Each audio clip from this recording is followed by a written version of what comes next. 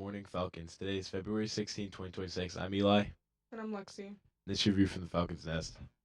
In today's edition of Black History, you may not know if we've ever seen the movie Hoosiers. In the climax when Hickory defeated South Bend Central, you saw a walking example of Black history in Indiana.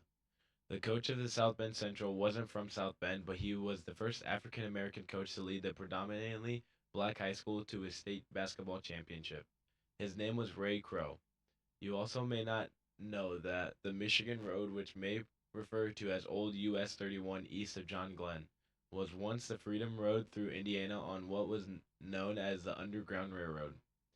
The Levi and Catherine Coffin House in eastern Indiana played an essential part in the Underground Railroad, even though Indiana was a free state, enslaved people were not safe here.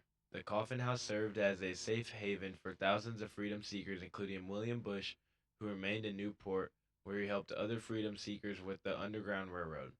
And that's today's Black History you may not know. Congratulations to Cassidy Tibbs and Gabe Goodsell, our 2026 Winter Homecoming royalty. Two college related items to note. First, Indiana University South Bend will have its annual spring open house from 10 a.m. to 1 p.m. Saturday.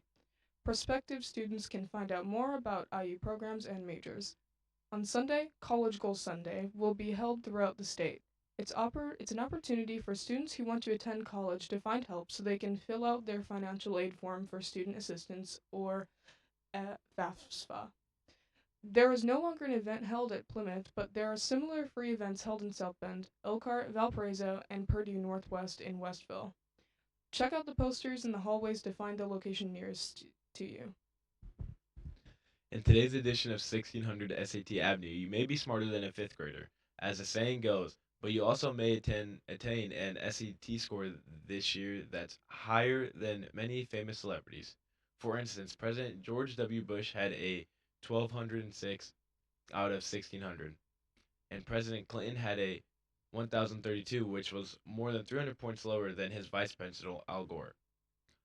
No president has ever had a perfect score. Several or other famous people have, such as the founder of Microsoft and Mark Zuckerberg, the founder of Facebook.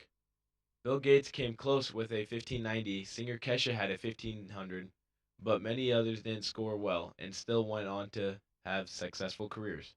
An SAT score is merely a snapshot in time of your academic abilities and progress. Your score could reflect a bad day or just the 10 test anxiety you had about taking standardized tests. So don't sweat it too much. Take a deep breath, prepare for the test, and take advantage of practice tests and test guides. Do your best and hope for the best. You're still probably going to be smarter than a fifth grader. And that's today's 1600 SAT Avenue. Tomorrow's the annual John Glenn Blood Drive. You could save a life tomorrow by donating blood. Stop by Mr. Mill's room for more information and a required form. You may qualify for a free t shirt. St. Joseph County Commissioners are considering not renewing a contract that provides ambulance services to rural areas outside South Bend city limits. The South Bend Tribune reports the agreement between the county and the city provided advanced life support coverage to residents in outlying areas for years. The partnership and emergency care provides may end, though no official decision has been made. The contract includes North Liberty. The potential change is raising concerns among first responders who work in affected communities. Spanish Club is going to Fort Wayne on Tuesday, March 17. We will watch a Hispania American show that have lunch at an authentic restaurant. See Miss Clifton to pick up a field trip slip. The cost is a total of $35. Space is limited, so sign up soon. In this week's edition of Health Minute, Saturday was National Donor Day, a time to honor those who have chosen to donate organs and tissues, saving and healing lives across Indiana and beyond.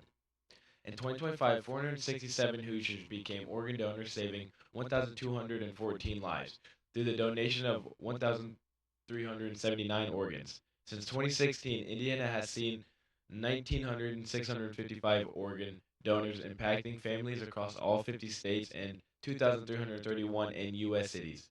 According to WLFI, currently more than 1,400 Indiana residents are on on the National Transplant Waiting List, which includes over 105,000 Americans nationwide.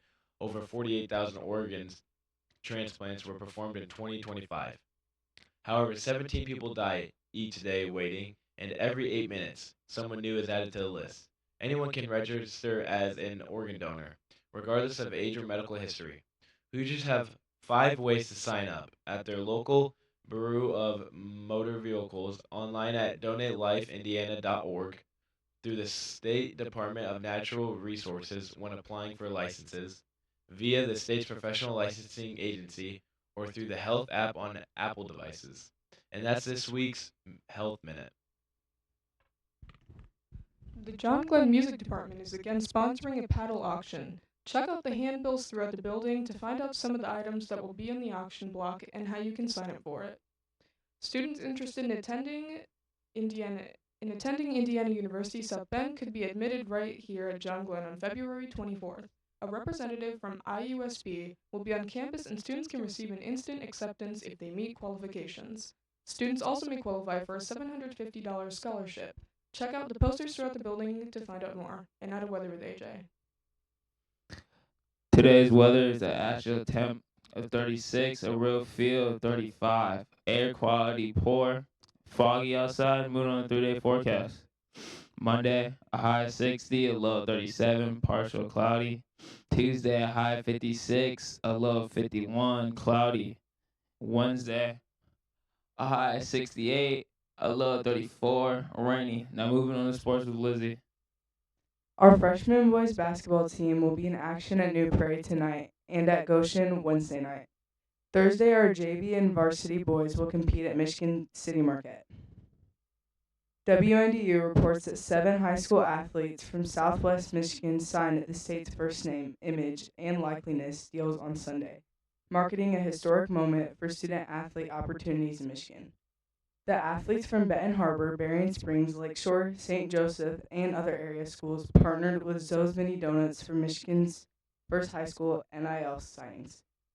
The event included an official signing ceremony and professional photo shoot. The brackets have been determined for the Northern Indiana half of the girls' high school basketball semi-state Saturday. In 4A, where LaPorte will host the semi-state and it will be Northridge and McCutcheon. And Crown Point will take on Norwell. In Glenn's Class 3A, at the tournament will be held at Logansport, where Culver Academies, which defeated the Lady Falcons in the section, will play Belmont.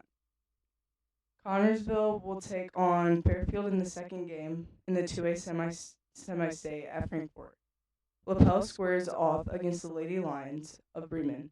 Once beaten Whitco plays Oak Hill in the second game.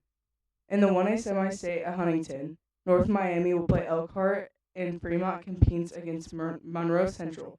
Winners of the 4 semi-states will advance to the state finals in Indianapolis. And now back to lunch with AJ. Today's lunch, we got popcorn chicken smackers, ham and cheese sandwich, Uncrustable, turkey and ham salad for the sides. We got mashed potatoes, golden corn, broccoli, fruit, a dinner roll, gravy, and we got cheddar cheese. Now have an amazing day, Falcons.